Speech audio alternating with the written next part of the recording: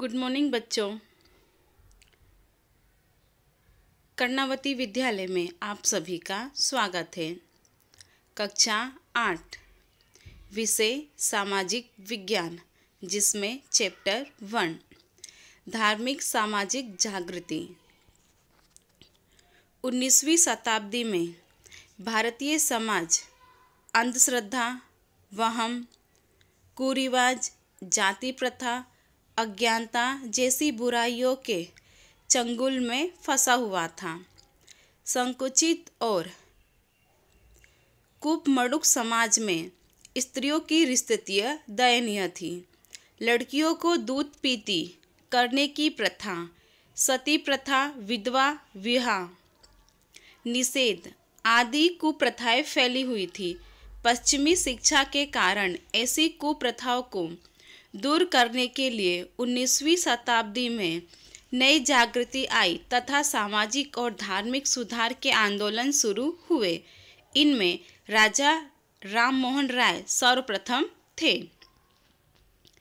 इस पाठ में हमें धार्मिक सामाजिक जागृति के बारे में बताया गया है कि हमारे समाज में धार्मिक जागृति कैसे हुई और उसमें कौन कौन से राजाओं ने अपना योगदान दिया। इन सब के बारे में हम जानकारी प्राप्त करेंगे। सबसे पहले राजा राममोहन राय। राजा राममोहन राय का जन्म ईस्वी सन 1772 में बंगाल के हुगली जिले के राधानगर गांव में ब्राह्मण परिवार में हुआ था। राजा राममोहन राय विवाह बचपन में हुआ था। उनका लग्न कब हो गया था? बचपन में ही उनका लग्न हो गया था। इनके भाई की मृत्यु हो जाने से उनकी भाभी सती हो गई। इस घटना का प्रभाव राजा राममोहन राय पर पड़ा। उन्होंने सती प्रथा, बाल विवाह, जाति प्रथा, लड़कियों को दूध पीती करने की प्रथा आदि का उग्र विरोध करते हुए इसके लिए आंदोलन शुरू किया। राजा राममोहन राय ने ईस्वी सन 1821 में बंगाली में संवाद कौमुदी और ईस्वी सन 1822 में फारसी भाषा में मिरात उल अखबार नामक समाचार पत्र शुरू किया था। उन्होंने 2 समाचार पत्र शुरू किए थे, एक बंगाली भाषा में और दूसरा पारसी भाषा में। ईस्वी सन 1828 में ब्रह्म समाज की स्थापना की थी। ब्रह्म समाज की स्थापना कब हुई थी? 1828 में। और किसके द्वारा की गई थी? राजा राममोहन राय के द्वारा की गई थी। राजा राममोहन राय ने कोलकाता में हिंदू कॉलेज की स्थापना भी की थी। उन्होंने एक कॉलेज की स्थापना भी की थी जिसका नाम था हिंदू कॉलेज, जो कोलकाता में स्थित था।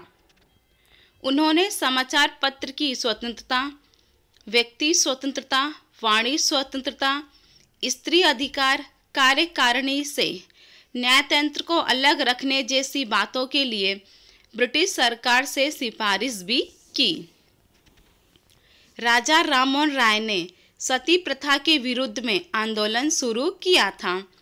उसके परिणाम स्वरूप ईस्वी सन 1829 में अंग्रेज गवर्नर विलियम बेटिक्स ने सती प्रथा के ऊपर प्रतिबंध लगाने हेतु कानून बनाया, उस पर रोक लगा दी। इस तरह राजा राममोहन राय ने 19वीं शताब्दी में भारत की नव जागृति लाने के लिए सामाजिक, धार्मिक, राजनीतिक आंदोलन की नींव डाली। दिल्ली के बादशाह ने अपनी जागीर संबंधी अधिकार से संबंधित केस के बारे में राजा राममोहन राय को ईस्वी सन 1830 में इंग्लैंड भेजा। ईस्वी सन 1833 में ब्रिस्टोल नामक स्थान पर उनकी मृत्यु हो गई। ब्रह्म समाज ने हिंदू समाज की दृष्टि बदलने में महत्वपूर्ण योगदान दिया। भारत में धर्म की जड़ता और अंधश्रद्धा वाले विचारों को दूर किया। दयानंद सरस्वती। दयानंद सरस्वती का जन्म सौराष्ट्र के मोरवी के नज़दीक टंकारा गांव में एक सनातन ब्राह्मण परिवार में हुआ था। इन्हें छोटी उम्र में ही मूर्ति पूजा और कर्मकांड की अनुपयोगिता समझ में आ गई थी। इन्होंने सत्य की खोज में ग्रह को त्याग किया। 15 वर्ष तक देश भर में भ्रमण करके योग का अध्ययन किया। संन्यास लेकर मथुरा में स्वामी विरजानंद के पास हिंदू छात्रों का अध्ययन किया। हिंदू शास्त्रों का अध्ययन किया। स्वामी दयानंद सरस्वती ने वर्ग और जाति विहीन समाज रचना के द्वारा धार्मिक, राष्ट्रीय और सामाजिक दृष्टि से देश की एकता स्थापित करने का प्रयत्न किया। देश को एक रखने का प्रयत्न भी किया। इन्होंने वेदों में भारतीय धर्म और संस्कृति के निर्देश दर्शन किए। इन्होंने लोगों को वेद की तरफ वापस मुड़ो का बोध प्रदान किया। इन्होंने सत्यार्थ प्रकाश नामक ग्रंथ की रचना भी की। इन्होंने बतलाया कि वेदों में मूर्ति पूजा, कर्मकांड, बाल विवाह, सती प्रथा, अस्पृश्यता का उल्लेख नहीं हुआ है। इन्होंने अकेश्वरवाद का ज्ञान भी दिया। वे हिंदी भाषा में उपदेश देते थे, इसलिए उनके विचार देश के लोगों तक पहुंच सके। दयानंद सरस्वती ने ईस्वी सन 1875 में आर्य समाज की स्थापना की थी। आर्य समाज की स्थापना किसने और कब की थी? तो उसका आंसर क्या हो जाएगा? दयानंद सरस्वती ने ईस्वी सन 1875 में आर्य समाज की स्थापना की थी। लाहौर, पंजाब, उत्तर प्रदेश, राजस्थान और गुजरात में आर्य समाज का तेजी से प्रचार हुआ। उसके परिणाम स्वरूप शीघ्र ही सामाजिक परिवर्तन भी हुआ। आर्य समाज ने धर्म परिवर्तन कर चुके हिंदुओं को हिंदू धर्म में वापस लाने के लिए शुद्धि आंदोलन शुरू किया, जिसके कारण दूसरे धर्म को स्वीकार कर लिया हो या स्वीकार करने के लिए दबाव दिया गया हो, ऐसे हिंदुओं को हिंदू धर्म में वापस आने के लिए पहली बार दरवाजा खोल दिया गया। स्वामी दयानंद सरस्वती के अवसान के बाद लाला हंसराज, पंडित गुरुदत्त और लाला लजपत राय जैसे नेताओं ने इस संस्था की प्रवृत्तियों को जारी रखा।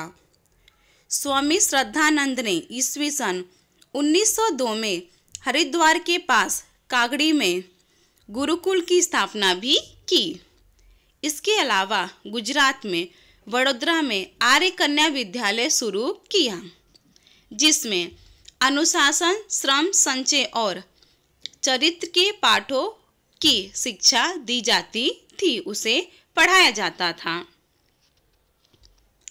रामकृष्ण परमहंस। रामकृष्ण परमहंस भारतीय संस्कृतों के ज्योतिधर और सभी धर्मों के सत्य को प्राप्त करने वाले संत और सुधारक थे। इनका जन्म बंगाल के हुगली जिले के कमारापुकुर नामक गांव में हुआ था। इन्हें बचपन से ही धार्मिक प्रवृत्तियों में रुचि थी।